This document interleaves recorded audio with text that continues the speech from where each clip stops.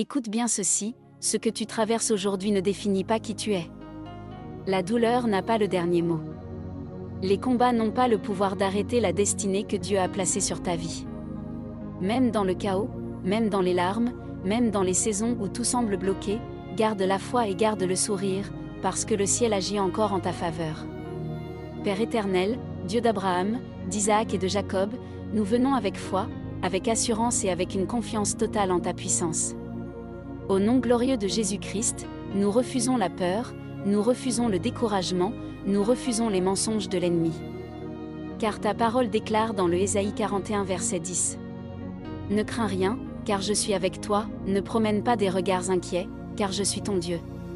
Même si la bataille est intense, Dieu ne t'a pas abandonné. Même si les hommes t'ont rejeté, le ciel t'a choisi. Même si tu traverses une vallée sombre, la main de Dieu reste sur ta vie. Ce que tu vois aujourd'hui n'est qu'une étape, ce n'est pas la fin de ton histoire.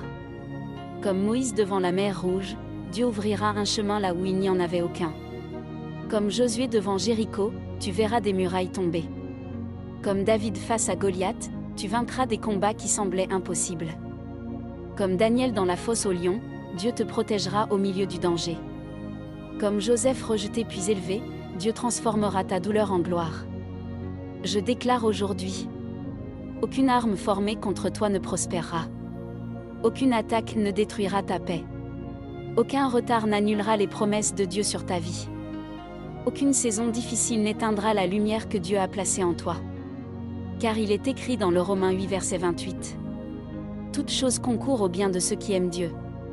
Relève maintenant la tête. Le Dieu qui a relevé Lazare du tombeau peut redonner vie à tout ce qui semblait mort dans ta vie. Le Dieu qui a restauré Job après la souffrance peut restaurer ta joie, ta paix, ta famille et ton cœur.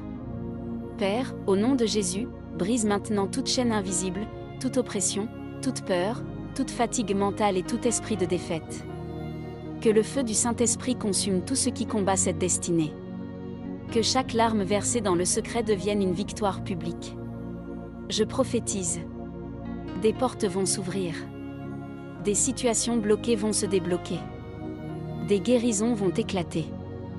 Des miracles vont naître dans le désert. Et là où tu pensais voir la fin, Dieu prépare un commencement glorieux. Comme Pierre marchant sur les eaux, tu marcheras au-dessus de ce qui voulait t'engloutir.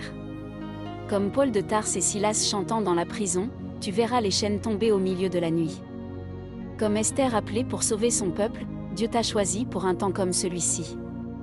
Le psaume 30 verset 5 déclare: les pleurs peuvent durer une nuit, mais la joie revient au matin.